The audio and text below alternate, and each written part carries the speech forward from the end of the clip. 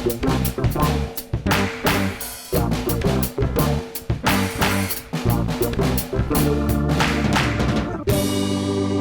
welcome to Star Wars Spells Out. I'm your host, Josh Chapman, and today, Happy New Year, everybody. We're rolling a day late today, but that's okay, because we've got the whole crew here.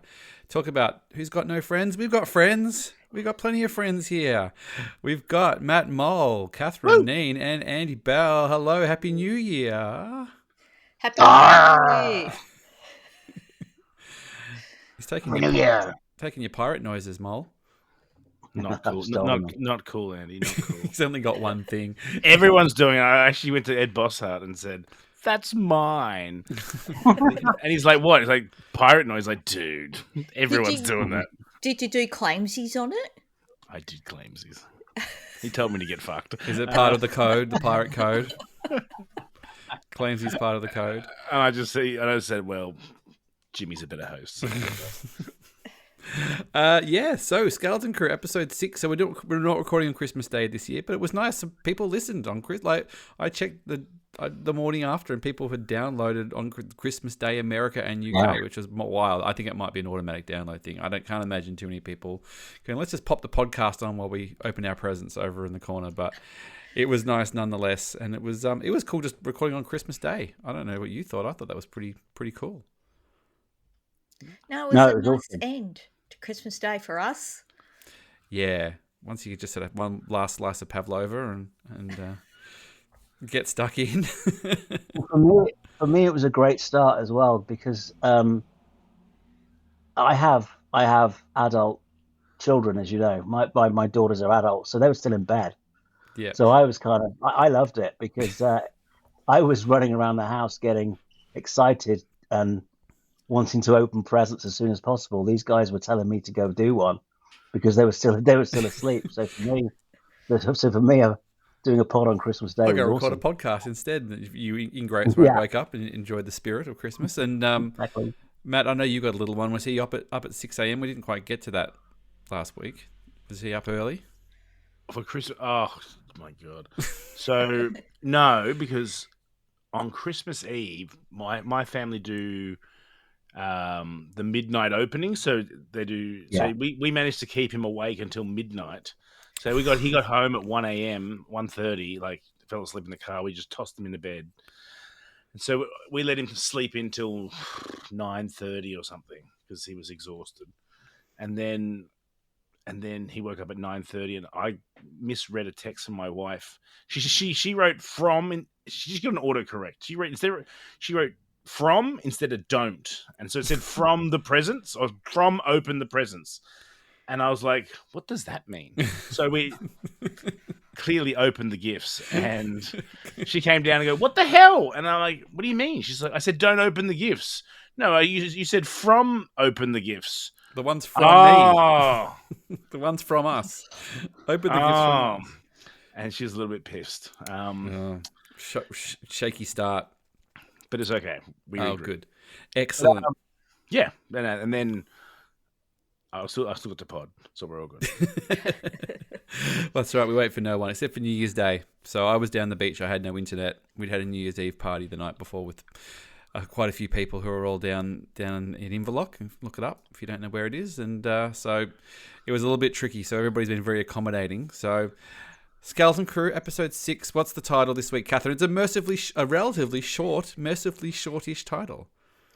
Zero friends again? Oh. Does that hit too hard for Star Wars fans? That one's pretty nasty. That one's very close to home for some of these basement fans. I think we've all felt like that maybe once in our lives as Star Wars fans. But and roll running time. Now this is the episode apparently that was rumored was the 17-minute long episode. Oh, that's right. There was. I remember there was such uproar about this. It was the BDH one, yeah. Oh, it was 30. Short. It was 33 minutes, but about 25 of real show. It was commented upon from my children that it was short, so even they noticed. That was pretty much the first thing that they said afterwards. So that it was like, oh, it's a bit short. I didn't check. Did you check the running time, Andy? Did you check the running time, or you dive in? I just don't. I just always dive in. To be honest with you, I always forget that that's something that's one of the KPIs that we always check every week. But no, I didn't even check, and I must admit I didn't even realize it was that short. For me, I mean, the show's right up my alley anyway. But for me, it kind of it felt right. Pacing felt right. The story felt right. The conclusion felt right. And the overall message felt right. So I must admit, I don't really give two tosses about the running time. It was if you told me like when we were back 3 weeks ago and we were on the crap Atten, like the fake Atten, with the, and if you told me that if you told me, Catherine, that we spent one episode there and we spent 2 episodes on the luxury planet, that seemed kind of, you know what I mean? Like I kind of thought, oh, we'll labor on this other, they'll go through a whole thing there, but we got out of there quick, and we've sort of been spending more time on is it Naboo? No, not Naboo. What's the name of the planet? Starts with L. Lumo or something like that, or I don't remember. I have to check. Oh, we're bad Star Wars fans. Bad Star Wars fan. But it was a bit weird that not weird, but we picked up pretty much where we left off, and the kids have sort of gone down the trapdoor, and it was another big Goonies. Yeah. Oh yeah. I mean, that's straight out of Goonies, isn't it? Straight out of Goonies. Even going, in the separate like slides and the separate outlets, because that's how all the Goonies, go out into the big pool of water. Yeah. I'd like to go back and rewatch. I'll do it afterwards and rewatch Goonies and sort of, I've seen it Goonies plenty of times, but not in the last probably 10 years. So it'd be good to go back and sort of read those beats. But yeah, so the kids fall down the hole, get to the bottom. They're sort of at the trash bottom Mohl. They're kind of like everything nice is going at the top, and it's all the trash is just going down the bottom.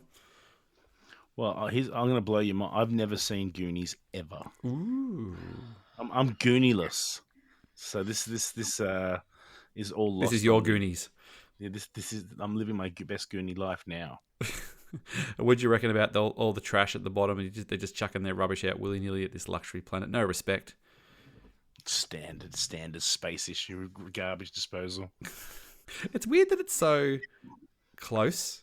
I suppose, given that they're on a whole planet and the luxury thing's just up. I guess it's at the top of the mountain. Maybe you can't see what's going on underneath, but it was just quite interesting that all the rubbish just came out the bottom right where on top of the other one was. But we don't know.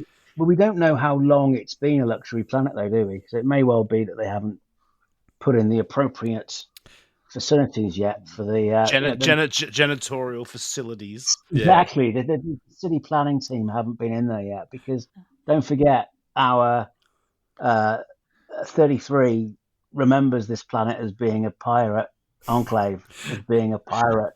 I rewatched I rewatched the episode 5 the other night because I'd only watched it the once on Christmas, and I didn't really click at the time, but I really loved just when they're walking through the spa and the lady sort of introducing everything, and 33 just got a response for everything. He's just like, well, it was like this. Oh, it's not like this. It's like he's just sort of bad mouthing all the things as he's walking down the thing. I quite like that. So Josh, when you said episode 5, are you talking about episode 5 of Skeleton? Yes, Crew? episode Skeleton Crew. Because just be very careful. Although I did watch episode 5 means a lot to other people. I did watch the first 40 minutes of The Force Awakens this morning because Sloane was very sick overnight, and we were just still at the beach house we were staying in. She wanted to watch something, and she's like, "I want to watch I want Ray movie. I want to watch the first Ray movie." And at a beach house, as you know, it's the land where technology goes to die. So there's no internet, but we had a DVD player, and we've periodically been picking up $1 DVDs at flea markets because people just get rid of their DVDs for nothing. And we had a copy of The Force Awakens, so we watched it. And my dad walked in the door just as Ray and Finn, sort of take the Millennium Falcon. And he's going, oh, have I seen this? And he just sat down and started watching it. And we had to give the kids breakfast just as Han Solo turned up. And then he went, oh, I think I'm going to watch this tonight when you all leave. So he was, he was hooked. Good recruit. BB-8, such a good character. It's amazing. Yeah. Kind of amazing. I kind of forget how good BB-8 is. He doesn't quite get the props. I know he had his moment, but sorry, we digress. Talking about episode 7 and episode 5s, and then Catherine Jude Law emerges out of that manhole looking like Homer in that Simpsons episode where he's the giant covered in all the jewels and everything. That was very... Yep. Taking out all the jewels and, of course, immediately surrounded by pirates. And Urkel survives. Oh, yeah, no acid, damn it. No acid reflux. So who got sent down there first then? All the lackeys? Yeah. Yeah, all the cannon fodder. Yeah, Urkel's a recognisable character, so you send down the unrecognisable red shirts. Yeah. I did like his maniacal laugh, Andy, when he sort of came out the top of the... Yeah. I've said it before, and I'll say it again. He is having a blast playing this character.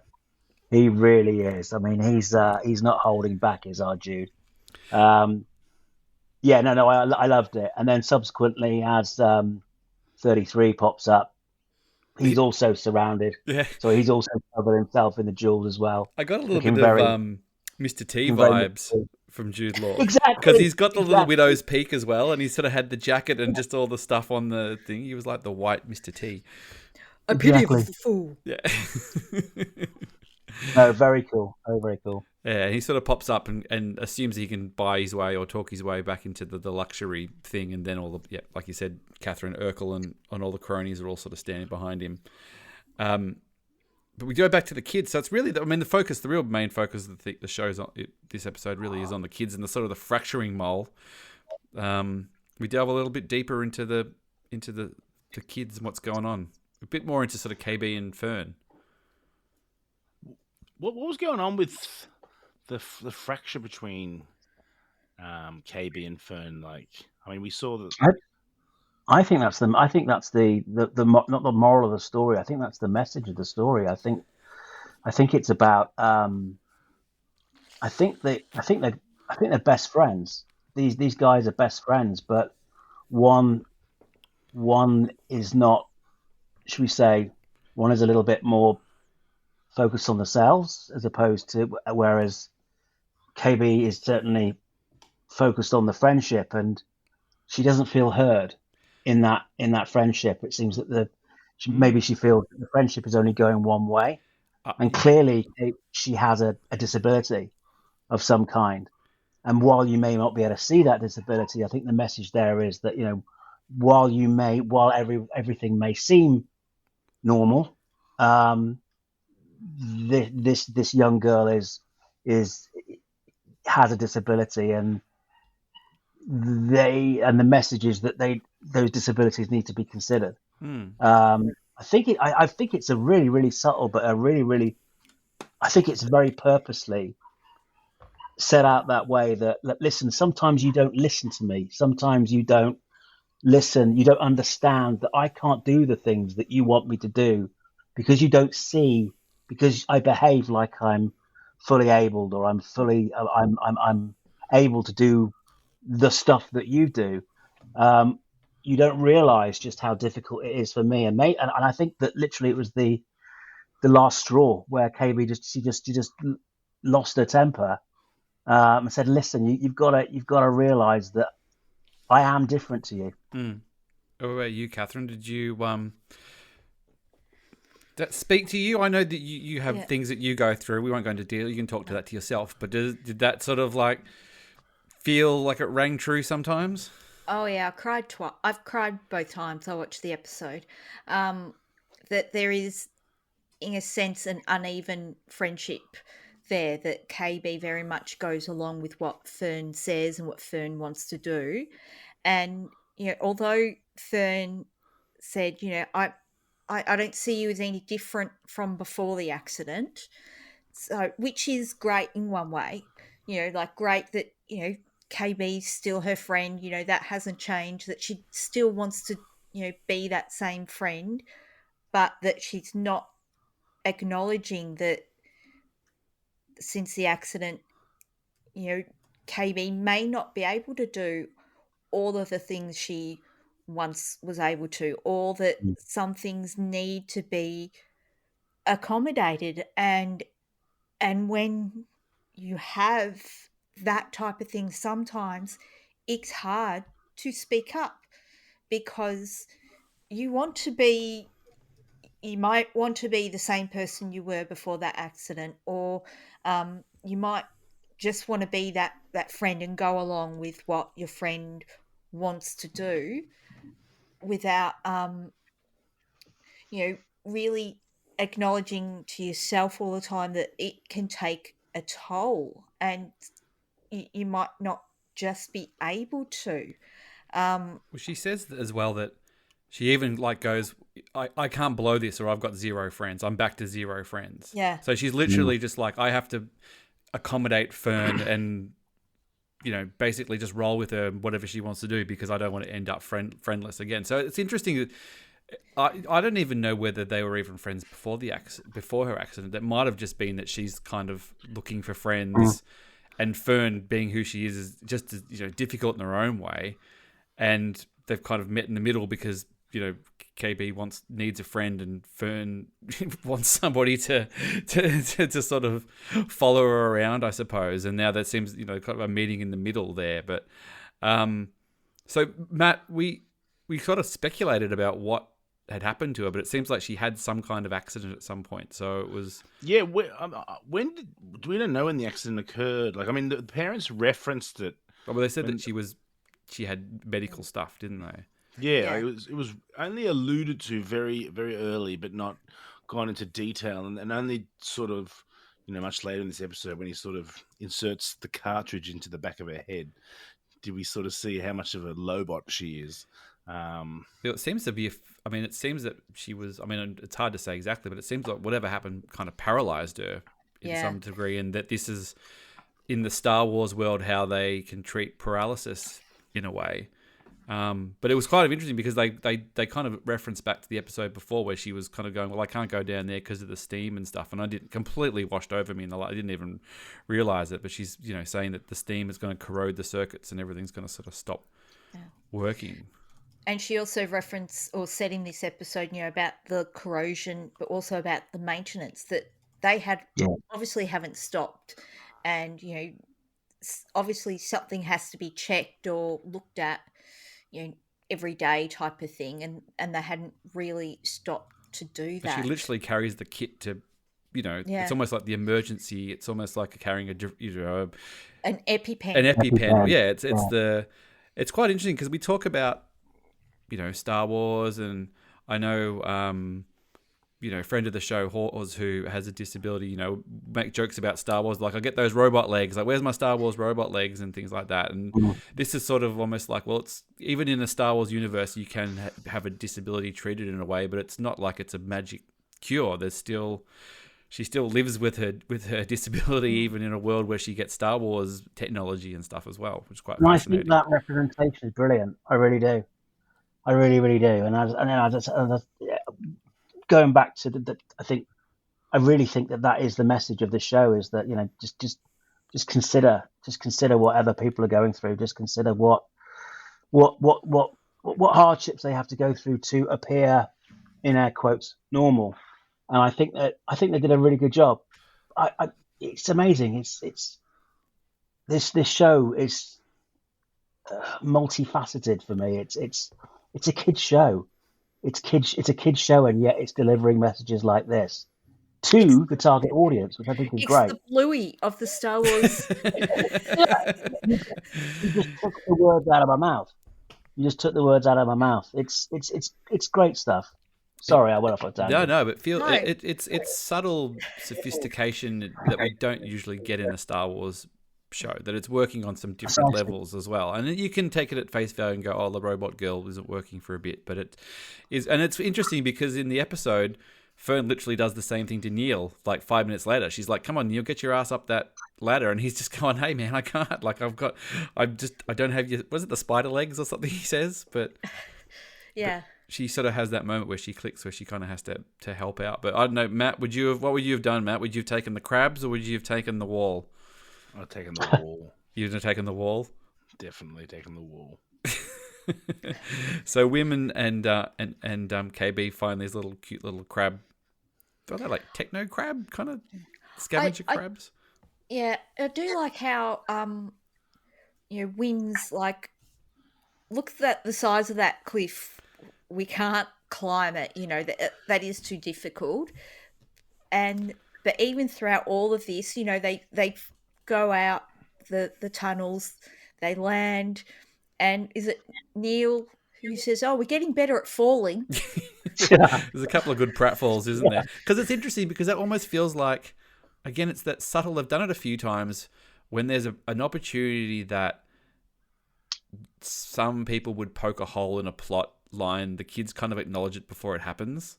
You know what I mean? Like they've done it a few times. I can't think. There's other examples we've spoken about, but then you're like, oh, well, they keep falling over and they're just fine, and the kids are just actually going, oh wow, like we're getting good at falling. Like they're kind of just preempting, knocking those bits out beforehand, which is quite good. Yeah. But I do like, Wim seeing the little droid crabs, and because they can talk, they're intelligent. But even throughout everything he's been through so far, he's still so willing to have a good opinion of people or of droids or of everything. He comes in thinking the best, going, oh, they're going to help us, oh, they're going to lead us to someone who can help us. I'm sure this will be fine. It might be a bit sort of, I've forgotten the word, but, like pig-headed or, but he's still wide-eyed, naive, running the adventure as well. Yeah. And it's quite interesting because they didn't really they didn't really acknowledge the fact that Jude Skellington just kind of turned on them and had a knife to their throat. They kind of seemed to move on pretty quick from that. Does that seem weird to you, or have they got too much going on? What do you mean from the captain's challenge? Yeah, that seemed quite dramatic that they're sort of somewhat inverted commas protector kind of just turned on them. They just sort of go, no, we don't need him. Trade them, took over the power struggle. They obviously haven't watched Succession very, very recently. I think I think they always expected it, but also I think in this episode as well, Wim's like, how come I never pick the good guys? Like, they're so young and naive as well that they haven't really picked up their good and bad radar. They're like, they haven't really figured out Crimson Jack yet either. Yeah, but they've also sort of, by the end, they solidify as a 4 and kind of don't really need him as well, really. Yeah, I think they start. You see the foundations of it. Wait a second, we don't need that idiot. We'll jump back to. I think the girls though the girls have always been quite suspicious of him, haven't they? It's been the lads that kind of, especially Neil, who have kind of embraced him as their savior, whereas the girls have been a little bit more untrustworthy of him as well. So I guess from their perspective, they were proven right in that he couldn't be trusted. But to your point, I'm surprised the boys didn't, especially Neil, didn't demonstrate some sort of shock that they'd been betrayed. Yeah. Well, we've got a few more episodes to go, so let's not write off on Captain Jack just yet. But let's just jump back to him. So he gets picked up by the pirates, and then they effectively ship him off back to is it the same place we started at? It's the pirate sort of. Yeah. Oh, in between then, sorry, the X-wings turn up again. So basically the cops have been called. The X-wings, we get a few good shots of the X-wings showing up. And it's there that they're going, those ships, Jod called them X-wings. They're firing on the pirates. Oh, but Jod said they were bad guys. It was this even unraveling then of stuff Jod has told them may not be 100% true. Yeah. And they didn't know what an X-wing was as well, which I guess makes sense. Yeah. They were looking for a Naboo starfighter or something a bit more classic. A bit more OG. So yeah, Jude Jar Nud gets wheeled off in front of the pirate council, and it's very, this felt very Pirates of the Caribbean with the pirate code. These pirate codes, Mohl, they got a code for everything. Yeah, this is all very much Pirates of the Caribbean, Hook, Treasure Island. Treasure Island. They're taking everything. They're taking it all. I think this is very much. I can't remember which one I was trying to remember. So it was very Smee from Hook flashbacks vibes from that. But I mean, it was really good seeing Jude sort of, gather his sort of his speech, and he had his little timer to sort of like mock trial, sort of plead his case. and within 3 minutes, everyone's on board and ready to sort of just create a mutiny, and what's his name, a Sharavistian or whatever, is no longer the boss. Yeah, well, he goes after your boy Andy. He give him, what's he say? He's a pretty good first mate, and that's sort of like the final insult, really. Yeah. It's God, yeah. No, I'm getting it. Feels like the Do you remember? Was it at World's End? Is it at World's End where the council gets together? The council of it felt. I mean, I don't know. This show is getting me so into pirates at the moment. I don't know if you guys. So I've been rewatching. It just so happens to be we've been rewatching we always choose a franchise over Christmas to watch, be that Harry Potter, Star Wars, Lord of the Rings, and so on. We've been as a family, we caught up on all the Pirates of the Caribbean movies, and that particular trial I felt was very similar to where the council get together and decide to fight the East India Company. But yeah, no, I'm loving it. I'm absolutely loving it. I can't even remember what the question was. Well, I also got Rogue One vibes because of the people the yelling people off in the screen. background. That was the Yes. the new "What is she proposing" or whatever, wasn't it? Yeah. Yes. Well, when I watched it yesterday, I sort of stole half an hour in sort of the early afternoon because I was like, I've got to watch it. I don't want to get it spoiled. Just watch it on my iPad, and I had my little earplugs in. And I heard that in the mix, and I've gone, oh, it must just be because I've got the earplugs in. It's quite, I must be hearing something that's just because it's very distinct just because the earplugs are in. And then we watched it this afternoon with the girls, and it's right there in the mix. It's like, it's like he's just trying to save your skin. That's probably David W. Collins or something in there doing that. But so Jude Law, he promises them untold riches, how to get to and then there's even like a little pirate song. Matt, do you remember how the pirate song went? No, I missed that. I blitzed through. I had my son next to me as well because I'm like, look, an elephant, dude. Sit still for like 13 more minutes and we'll be all right. That was the only way I was sort of going to make it tonight if he partook in a bit of TV with me. Oh, nice. You have to learn that song. Was that lady, Catherine, when he's sort of going through and he's like, hey, you wanted to get a little farm. Do you want an ocean kind of thing? And then he turns to the lady in the armor. Is that the lady from like in the Taika Waititi movies and stuff? Is that the same lady or is it just similar looking? I thought she looked very, very much like the lady from like she was in Thor Ragnarok and she was in Hunt for the Wilder People. She's in all sorts of stuff. But she's really funny and she's not funny in this, which I was kind of like, well, you're kind of wasting her. I don't think it would be her. I'll look it up, but I don't think so. Yeah, right. But so Jude Law sells the dream basically. That follow me to Atten. I've got the coordinates. Oh, we should. Yeah, KB. We were right that KB had she got the coordinates to Atten as well. So now it's basically the pirates and the kids, all who can get there first. Because Jude Law's won over the pirates. So then we flick back over to I don't know. It wasn't harrowing, but it was quite intense. The KB sort of, like, literally sort of shutting down. It was very intense. Yeah. I was watching it last night, and I fell asleep watching it last night, so I had to rewatch it today. And I was drifting in and out, and I'm like, "What is going on? Is she okay?" And then I was like, I was exhausted yesterday, a very long day, and then I watched it today, and I'm like, "What's?" And then I'm like, Jesus, she's intensely set up. I have to admit, when I watched it yesterday, I half thought about texting you, Josh, to go, hey, just so you know, you might want to be aware of something if you're going to watch first with the girls. Oh, yeah. No, we've only had to do that once. I did watch it first, and it did cross my mind, and I was kind of watching them while it was happening because KB is also their favourite character, particularly Sloane, but they seemed okay. They sort of got the... What bit needed to be censored? Well, just it's quite intense that she looks like she's dying and stuff as well. It just, and okay. and Olive did kind of say, "Is she dying?" And I said, "Oh no, she's just sort of, her robot stuff helps her move, and she can't move at the moment."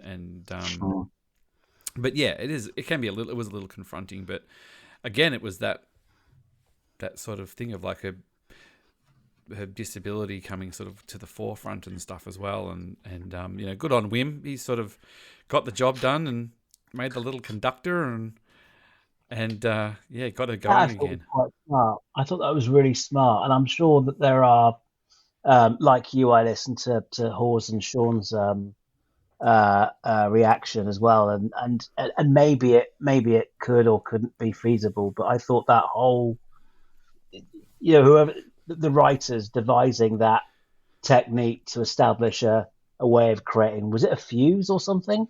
Yeah,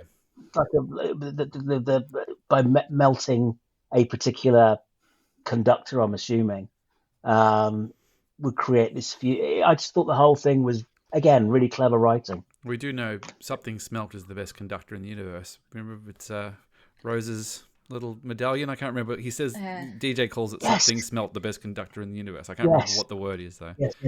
Oh no, not off the top of your head. No, I thought that would have been a pull and a half. But I thought the interaction with KB and Wim was lovely as well. That Wim was there with her, listening to what she needed, and also remaining fairly calm. For Wim, that was pretty calm, and listening to what she needed, and then talking to her, and it's just like, you'll be Neil's and my friend. Yeah, like, what are you talking about? You got no friends. Like, you're our friends already, and that was very sweet too, wasn't it? Yeah, that's. Oh, gonna cry again. And then she calls him Jedi at the end as well. So it's like, well, you wanted to be here, you wanted to save people. Yeah. I think that we've lost Catherine, everybody. Wim. I think his.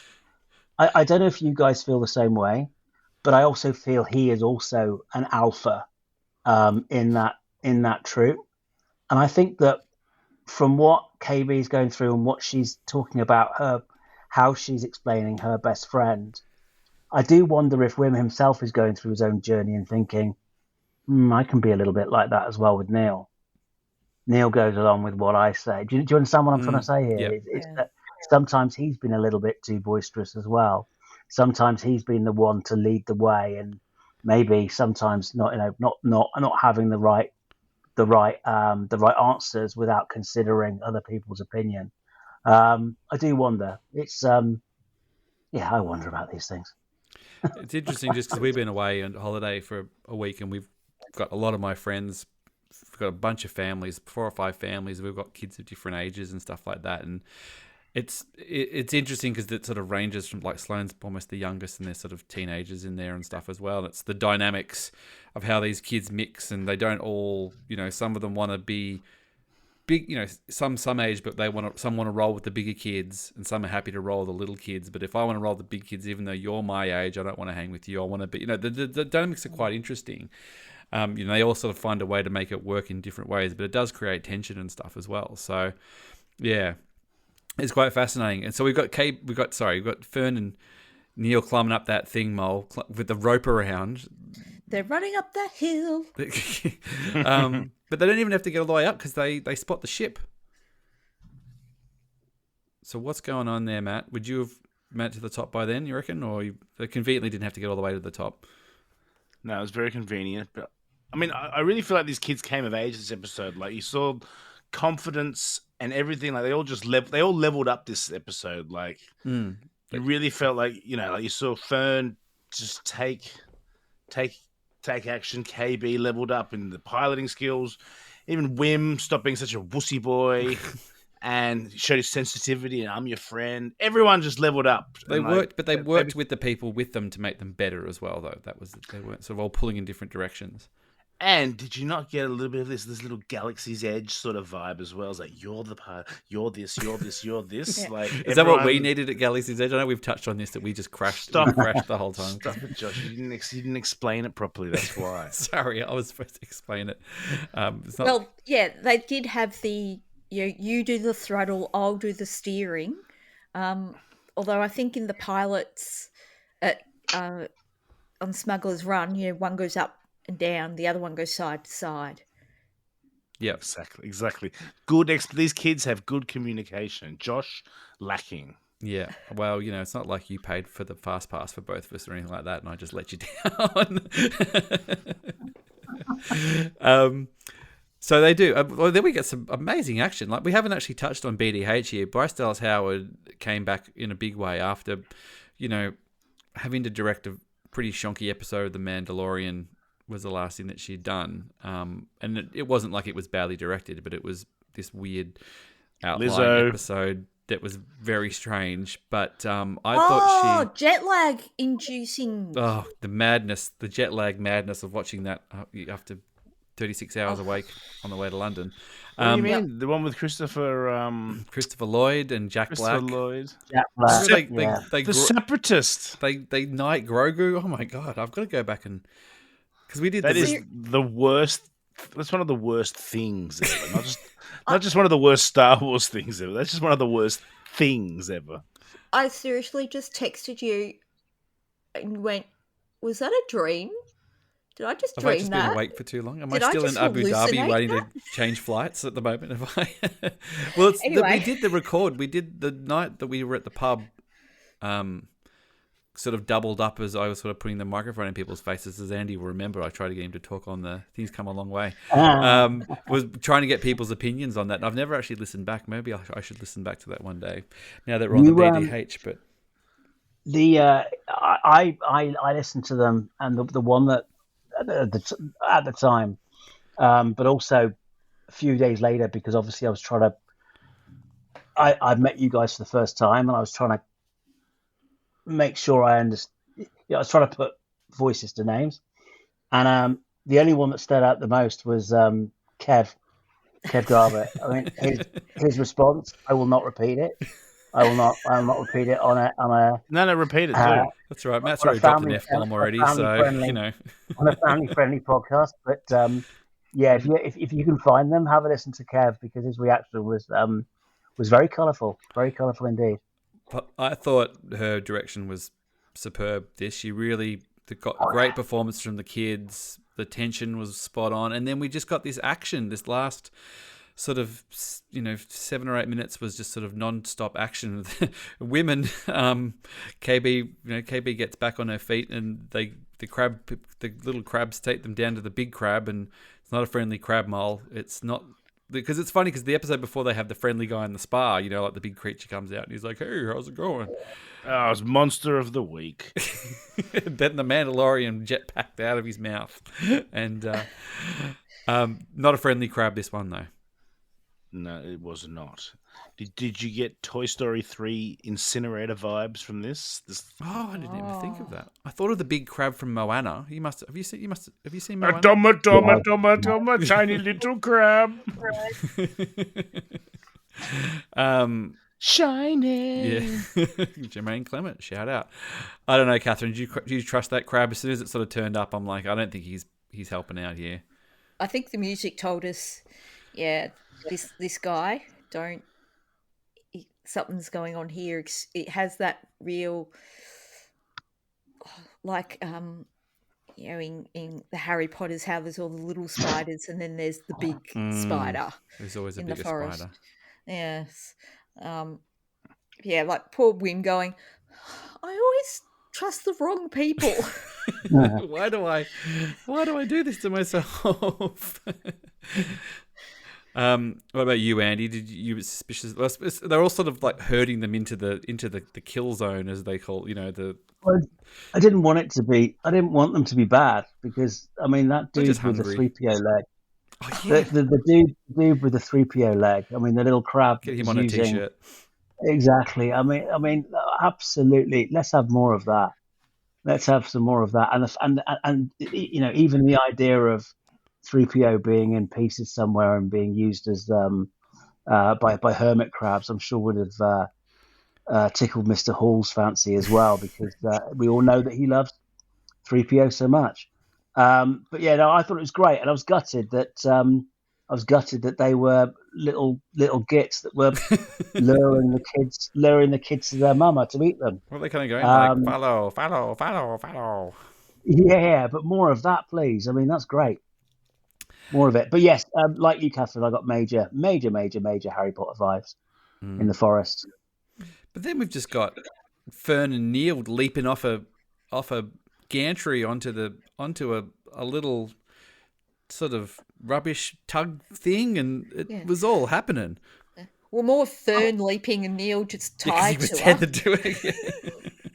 I tell you what, he's going for it for a guy that says that he's he errs on the side of caution and that he's not a brave guy.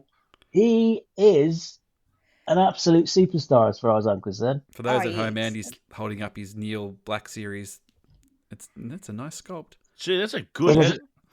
Wow. I tell you what, guys. Where do you get that from? Amazon. It's a Black Series. I have refrained. I have not collected Black Series apart from the occasional. Gotta have it for ages, for absolutely ages. And in fact, I jettisoned an awful lot of my Black Series, but this series has got me. I've already got. A couple of weeks back, you might remember, I got myself a Captain Brutus, which the best first mate in the galaxy. Sorry, we are going off at a tangent, but I have to say, again, it's been a few years since I bought a Black Series, and in most cases, the quality's been okay. I don't know who the hell is doing these molds, but these, I have to say, these Skeleton Crew figures, amazing, really, really good, really good quality. Anyway, the gang. I'm very tempted to get the whole gang. And I said, and I haven't sort of. I've been, like you said, I've been out for a long time, but I feel like they'd be good little openers to sit on the shelf and kind of get the crew together. But maybe it's time to get back into it. More of this.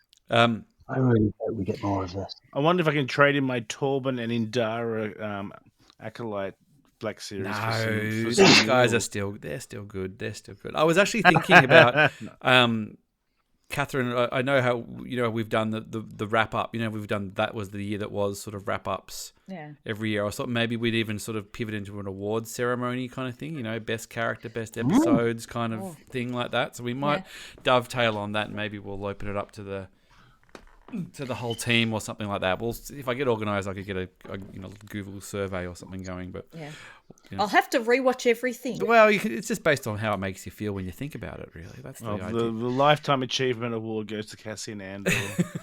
Every year, I think it'll be a big year for him. Best new character, Marva Andor. We might as well just do the 2025. Best new droid goes to B2 Emo. Best light show in a new production goes to Aldani. Yeah, sounds like a man who's rewatched it recently. It's all very fresh in his mind. So yeah, we get some crazy acrobatics while Fern and Neil are sort of trying to steer these little. What are with they? a joystick. Yeah, with the joystick. She was, because I for a second I didn't quite follow what was going on. I'm like, are they on top of the ship? But like, no, she's on the other bit that's driving the Onyx Cinder down, and then they managed to get KB and Wim on there, and then they all, like you said, fall down very safely again, and then it's just in the jaws of life. And there was an amazing moment when they're just like, Fern goes, "We've got to save our ship," and they all like, "Rah!" and they run down the hill. I thought that was wonderful. The kids like that. Yeah, and earlier Wim had seen the droid head, and he's like, "Oh, I wonder how SM-33 is." And they see their ship, and oh yeah, got to save our ship. They've bonded, as part of a family. Yes, SM-33 is now following Jod as his captain, but they understand that is his programming, and he had protected them for quite a while. But to then run to the ship, going there and automatically just be a team, a well-oiled machine Yep. and working together. KB being absolute queen, like just turning everything on, controlling the whole ship. She's, MVP. Norm Smith. Yep. Oh, absolutely. 3 points. They loved that. The girls 3 loved it. Brownlow KB medal was points. 3 votes. KB. I mean, they all had their moments and stuff. I thought it was really good that they're in the ship and they took ownership of it, and then that kind of the ship. We talked about in the second episode that the whole explosion button was going to play into something. You don't point out the, which is fine. That's right. And they even put it in the recap as well. So it was always sort of going to happen. But it was kind of, Andy. It was a bit like the bat pod in The Dark Knight, wasn't it? It kind of sort of. Yes, it was, and it's a shame we don't have Sean around to contest. But a few days ago, we're running late on our schedule at the moment, and we were just bouncing some questions off each other around questions we had around Skeleton Crew. And one of the things that I've been thinking of recently, and this is before the episode, I promise you, is that there is something about the design of that ship that didn't make much sense to me, in that it seems quite awkward and gangly. And I don't know if you noticed, but I couldn't for a while work out, for example, where the cockpit was. And being a guy that loves his ships, I just had to ended up just looking at a whole bunch of screenshots as to where the cockpit was. And of course, it's on the side. It's if you're facing the ship, it's on the right-hand side, a little bit like the Millennium Falcon. However, the actual cockpit itself looks like a self-contained vessel. I didn't know whether it was it doesn't seem as integrated with the rest of the ship. It seems like its own vehicle. Now, while that didn't happen, i.e. the cockpit didn't break off, the rest of the ship kind of seems just awkward. And so the idea that it kind of, these hull plates, or this, I don't know whether it's storage or whether I'm assuming it's kind of like extra shields. The fact that they can be jettisoned, and within this is a more aesthetically pleasing vehicle, or a ship that makes sense, that has, we say, more attractive design lines, I thought was a masterstroke, absolute genius. But I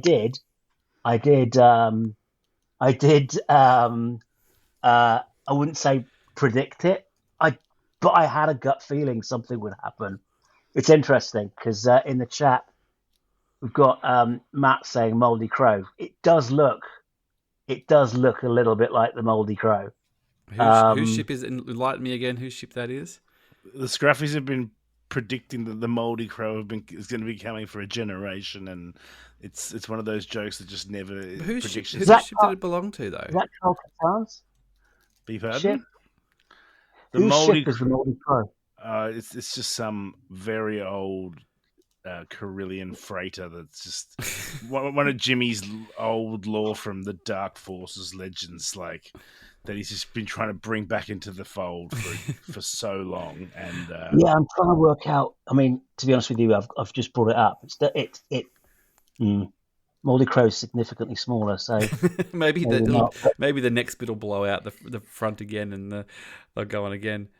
I had the thought when rewatching it tonight, maybe all of the extra stuff was almost like a camouflage to make the ship look crappy, to make people think twice about it, to sort of hide how good it is, because once it blew all that off, it looked very sleek.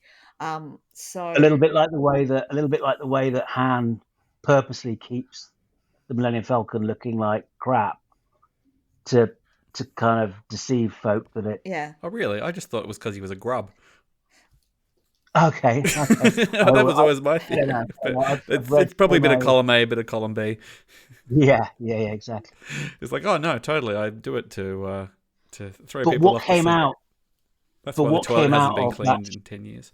Yeah. What came out of that shell was a design that made sense to me.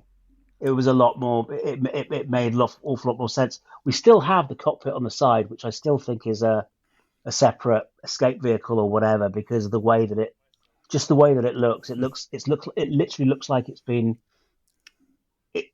been docked on the side of a larger vessel. Anyway, sorry, I'm getting my nerd on there. Sorry about that. This is completely unrelated, but I was just recording our backup track, and there was an old track of Mohl's, Matt, you talking now, I forgot to delete, and it just started playing, and you were talking, but your mouth wasn't moving, and you were saying stuff that wasn't related. I don't think it'll be on the track, but I just got completely thrown then because you were talking without your mouth using, and you were talking about things that weren't even relevant. I didn't hear it. Don't worry. It definitely sounds like something I do, but it's my AI evil AI moniker. It is. It's like now there are two of them. You were just talking the other. God, Earth's not ready for that. Get the Avengers. So the kids get the ship together, and they've got the coordinates to get home to Atten, and they shoot off into the big black. And where does that lead us now? The pirates are on their way to Atten. The kids are on their way to Atten. Does it all kick off at the Mint next week? Claims he's on the new ship. Where are we going to end up, Catherine? Is it a race to the Mint? Is there a Mint? What's is Atten about to have its cover blown? Oh, yeah. So the kids will turn up, but will they be able to get through the barrier or be able to communicate? We don't know. And then the pirates will turn up, or will they turn up? I feel like it's all going to converge at the one. Like the kids, the parents, the supervisor, the robots, everybody's going to all end up in roughly the same place. Maybe the pirates get there first, I'm not sure. Then the kids turn up. I mean, you assume that, I don't know, do the kids turn up and save the day when the pirates try to take over and, they crash through the front door or something? Or we've got Chekhov's giant gun in the school. Oh, yep, potentially, yes, absolutely. We've also got to find out. So you're right. We need to find out who the supervisor is, because we still don't know anything about Jod's backstory either. Exactly, which I think it's going to have to be next week now, right? So finding out who unless the reveal of the supervisor triggers the backstory, if that makes sense. So you get, do you understand what I mean? You kind of get the da da da moment at the end of an episode, which will then lead into the backstory, and of course the pirate himself, the captain. Not Revan. Captain Donna? Renaud. Well, he could still be the rat as well. He's not the rat. Catherine is not Nosferatu or Nostradamus or whoever Josh was making her out to be. We don't know yet. How cool would it be if it's true? It's not the rat. It's. Do you think? No. Maybe this is a question for next week. Do you think it'll be an open-ended for a sequel, or do you feel like it'll be neat bow kind of thing? Well, when Thrawn turns up, we'll know where we're going. But we haven't had any. We've had no integration. We know that's set in the Mandoverse at that time period, but it's absolutely, apart from one New Republic pilot, we don't really have any connection to any of the other galaxy stuff going on. I wonder whether that starts to, does the New Republic literally turn up at the end of it and go, hey, Atten, huh? Woo, wow, it's here. Okay, well, welcome to the New Republic. Or do we, does it Thanks stay for finding or does it stay hidden? Does everybody who gets there, do all the pirates blow up and the kids stay there and they all just go, well, we're just going to stay here? And I can't imagine after seeing the wide universe, they'll all be happy to stay where they are. I don't know what you guys think, but from a personal, selfish point of view, I hope it does stay open-ended, so it does lead on to something else. I hope it's something that I understand that at some point we're going to have this convergence or this integration, Avengers moment, be that in a movie or what have you. But I hope it stays away from that and is fresh and new as long as possible. And I also hope it opens the door to other things as well, such as, we're in the underground, we're in the underworld now. We're in the underworld. We're really, really getting involved in it. It doesn't have to. Everything doesn't have to connect. There is an underworld we know by the time of The Force Awakens. We know that we are getting. Is it Skeleton Crew content coming up in Disney World? Is that know. They haven't announced anything, but something it wouldn't involving surprise me.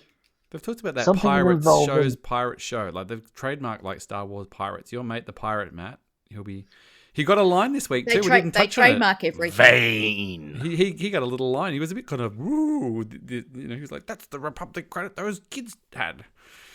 Yeah, they've also got that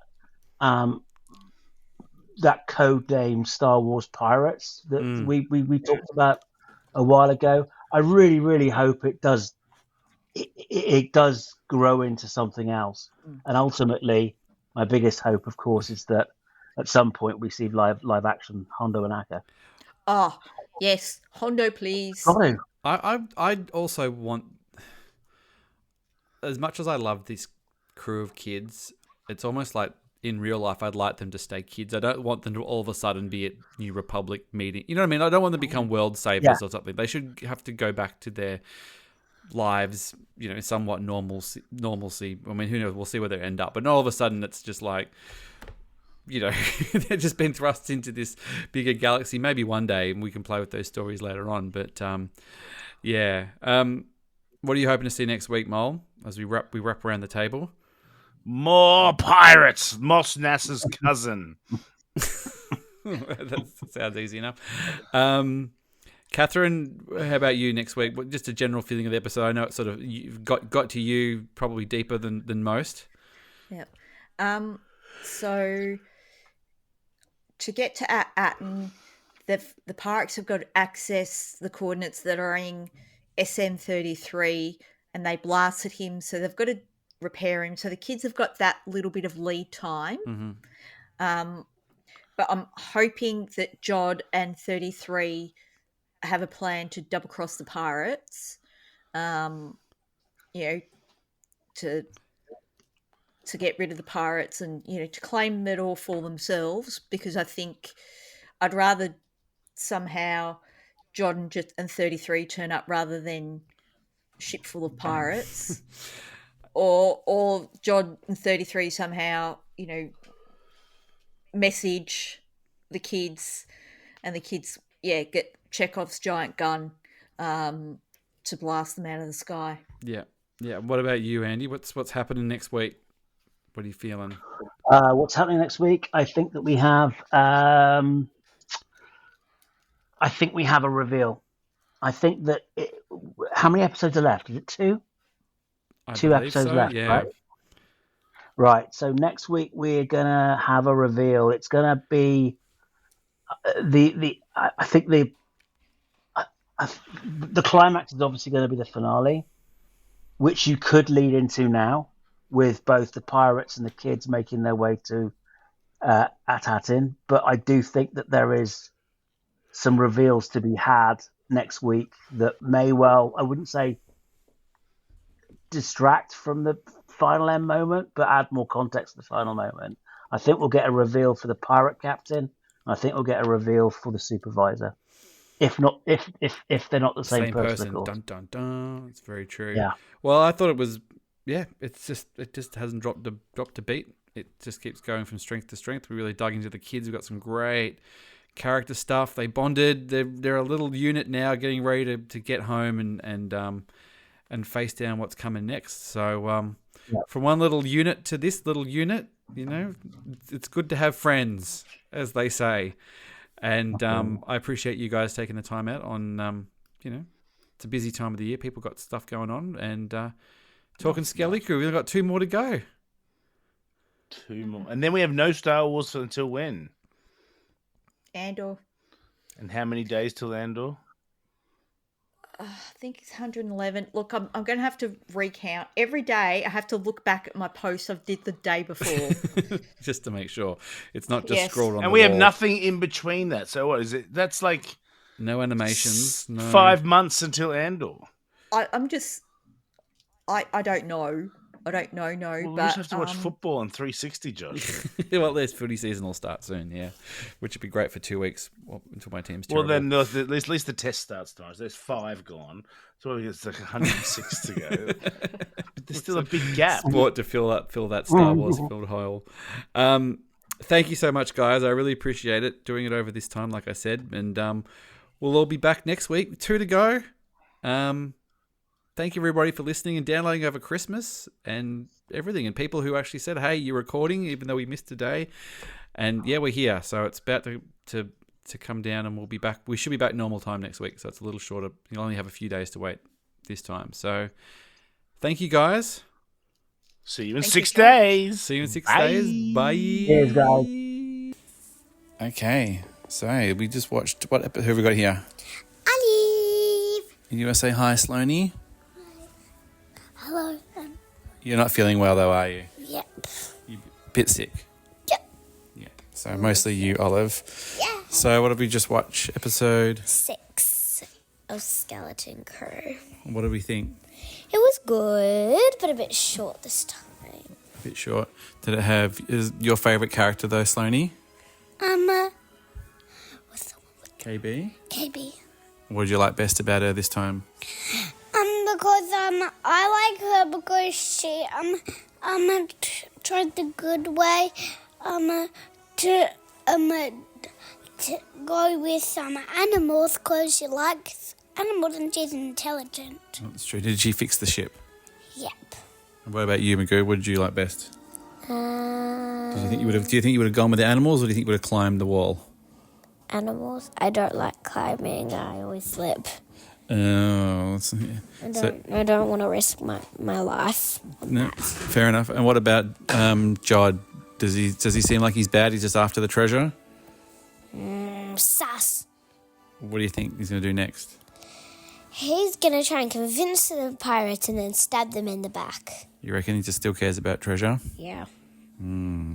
What about you, Sloanie? What do you think he's going to do? Do you think he's going to steal the treasure? Yeah, He's going to steal the treasure back and actually just I'm going to stab them in the neck. Oh, no one's going to stab anyone. He's got a lightsaber, remember? I know. That's why you can stab. Oh, gosh, too much stabbing talk. And what's going to happen next week? The kids are going to beat him back home? Yep. And then they're going to kick John or Deck or whatever his name is. But, Right. Okay, so we'll see you next week then. yeah. Bye-bye. Bye.